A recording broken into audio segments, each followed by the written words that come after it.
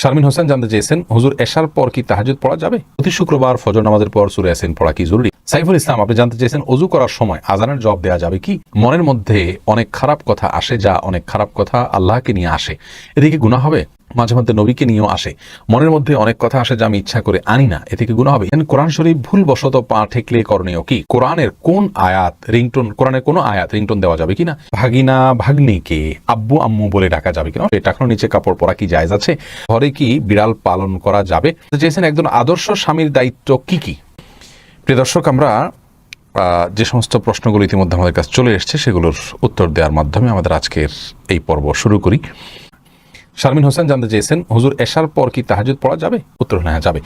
রাতের যে নামাজ তাহাজ্জুদের যে ফজিলত সেটা অর্জন হবে এশার পর থেকে। যেই কোনো নামাজ আমরা পড়বো 2 রাকাত 4 রাকাত করে করে এশার সুন্নত পড়লেন, এরপরে অতিরিক্ত যাই পড়বেন আপনি সেটাকে তাহাজ্জুদ হিসাবে গণ্য করা হবে। তবে তাহাজ্জুদ মূলত হুজুদ থেকে, যেটা ঘুম থেকে উঠে পড়া হয়, অর্থাৎ তাহাজ্জুদের মূল ভার্সনটা হলো, সবচেয়ে ফজিলতপূর্ণ ভার্সনটা হলো ঘুম থেকে উঠে রাতের শেষ প্রহরে পাঠ পড়া, অথবা জেগে থাকলেও রাতের শেষ প্রহরে পড়া। কিন্তু যদি সেটা করতে না পারেন তাহলে রাতের প্রথমাংশে শুরুর দিকে পড়লে সেটাও ইনশাআল্লাহ বিদিনিল্লাহ তাহাজ্জুদের বা কিয়ামুল লাইলের সওয়াবকে এনে দিবে। আমরা অনেকে এটা জানি না।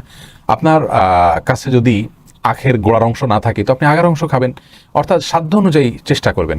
আমরা কিন্তু সারা বছর তাহাজ্জুদ পড়ার সওয়াব পেতে পারি, শুধুমাত্র শোয়ার আগে 2 রাকাত করে 4 রাকাত নামাজ পড়ে আপনি শুয়ে যান। ভোর রাতে উঠতে পারেন না আপনি, তো সন্ধ্যা রাত্রে পড়ার অভ্যাস করেন, সেটাও উত্তম হয়। বিতিরটাকে শেষে পড়েন, 2 রাকাত 4 রাকাত নামাজ পড়ে বা 6 রাকাত 8 রাকাত যতটুকু তৌফিক করে পড়ে এরপরে আপনি বিতিরটা পড়ে তারপর শুয়ে যান। ইনশাআল্লাহ ওইটুকু আপনাকে কিয়ামুল লাইলের সওয়াব এনে দিবে।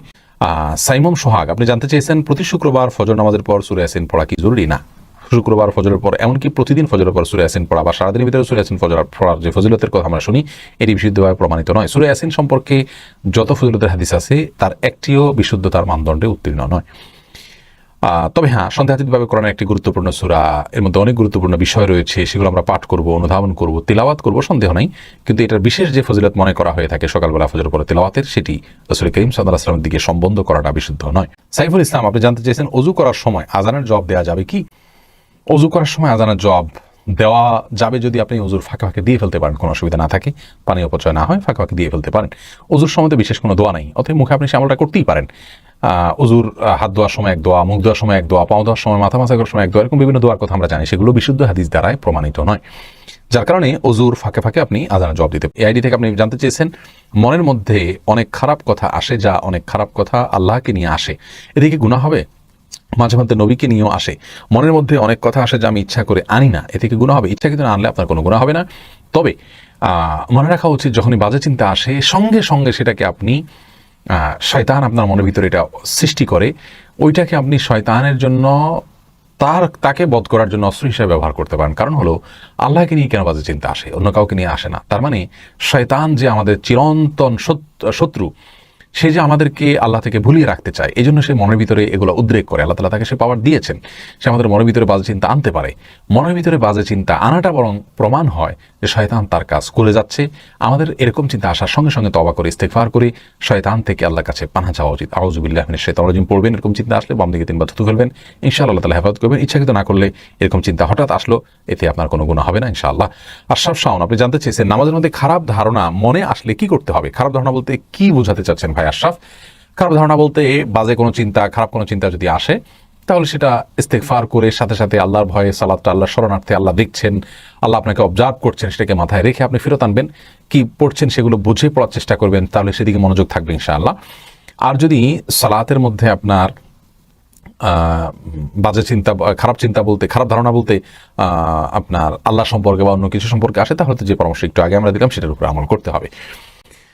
এরপরে এমডি মুজাহিদুল ইসলাম আপনি জানতে চেয়েছেন, কোরআন শরীফ ভুলবশত পা ঠেকলে করণীয় কি? কোরআনে কারীম এখানে যদি ভুলবশত পা লেগে যায় বিশেষ কোনো করণীয় নেই, তবে সাবধান থাকতে হবে কোরআনের প্রতি অসম্মান যাতে ইচ্ছা অনিচ্ছা না হয়, বাস। এছাড়া বিশেষ কোনো করণীয় নেই, পরবর্তী সময়ের জন্য সাবধান হয়ে যাবেন। রাশেদুল ইসলাম জানতে চেয়েছেন, কোরআনের কোন আয়াত রিংটোন, কোরআনের কোনো আয়াত রিংটোন দেওয়া যাবে কিনা? উত্তর হলো না ভাই রাশেদুল ইসলাম, কোরআনে কারীমে কোন আয়াতকে রিংটোন হিসেবে দেওয়া যাবে না, কারণ কোরআনের আয়াতের এটা অসম্মান। কোরআনের আয়াত এই জন্য আসেনি, গুরুত্বপূর্ণ কোনো কাগজ দিয়ে যদি কেউ ঠোঙা বানায়, সেখানে যদি কোনো খাবার রাখে, তাহলে সেটা কাগজের কিন্তু অসম্মান হয়। অনেক মূল্যবান, অনেক দামি একটা সার্টিফিকেট আপনার, এটাতে আপনি ঠোঙা বানালেন, এটাকে কিভাবে দেখা হবে? আল্লাহর কালাম কোরআনে কারীম আসছে সেটাকে অধ্যয়ন করে পড়ে বুঝে সে অনুযায়ী জীবন গঠন করার জন্য। এখন আমরা যদি আল্লাহ রাব্বুল আলামিনের সেই কোরআনকে ঠোঙার মতো ইউজ করি, অর্থাৎ রিংটোনে যদি ইউজ করি, তাহলে কেমন যেন আমরা ঠোঙার মতো ইউজ করছি। তার মানে যে জন্য কোরআন আসে নাই, তুচ্ছ একটা কাজে, দুনিয়াবি একটা কাজে আমি কোরআনকে ব্যবহার করছি, সেটা জায়েজ নেই।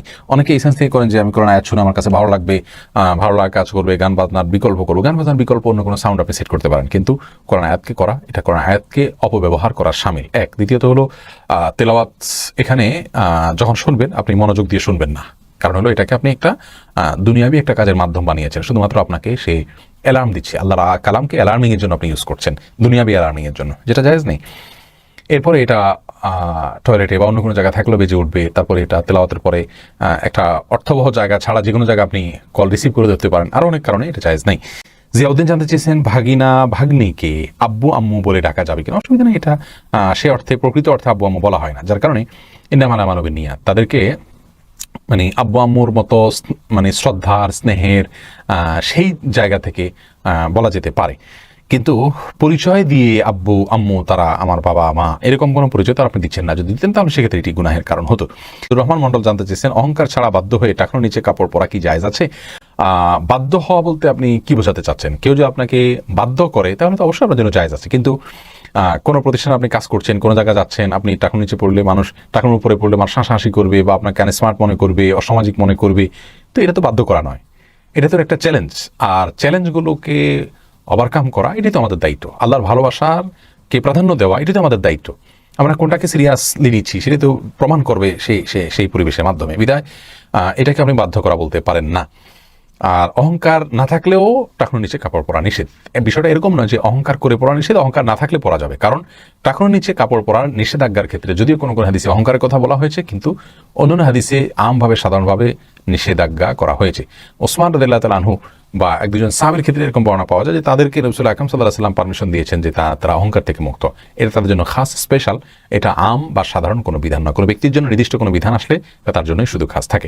মাহফুজ মুন্না আপনি জানতে চেয়েছেন ঘরে কি বিড়াল পালন করা যাবে? উত্তর হলো অবশ্যই করা যাবে, কোনো অসুবিধা নেই। আমরা জানি বিখ্যাত সাহাবী আবু হুরায়রা রাদিয়াল্লাহু তাআলা আনহু, যার মূল নাম আব্দুল্লাহ অথবা আব্দুর রহমান বহন করার নাম ছিল, সেই ব্যক্তি, সেই সাহাবী, প্রসিদ্ধ সাহাবী, সবচেয়ে বেশি হাদিস বর্ণনাকারী সাহাবী, তিনি কিন্তু জামার হাতার মধ্যে বিড়াল নিয়ে রাসূল আকরাম সাল্লাল্লাহু আলাইহি ওয়াসাল্লামের দরবারে এসেছেন, তার নিকটে এসেছেন, তার মজলিসে এসেছেন, তার মানে মসজিদে এসেছেন। তাহলে সেখান থেকে বোঝা গেল বাসা বাড়িতে বিড়াল থাকতে পারে। তাছাড়া নবী সাল্লাল্লাহু আলাইহি ওয়াসাল্লাম বলেছেন ফাইন্নাহা মিনাত তাওয়াফিন আলাইকুমুত তাওয়াফাত, কারণ বিড়াল এটা তোমাদের মাঝে, তোমাদের বাসা বাড়িতেই থাকে, এরকম একটা কথা তিনি বলেছেন। তার মানে বাসা বাড়িতে বিড়াল থাকার বিষয়টিকে নবী সাল্লাল্লাহু আলাইহি ওয়াসাল্লাম এলাও করেছেন, বিধায় বাসা বাড়িতে বিড়াল থাকতে কোনো অসুবিধা নেই। রেজাউল আহমেদ শুভ আপনি জানতে চেয়েছেন একজন আদর্শ স্বামীর দায়িত্ব কি কি?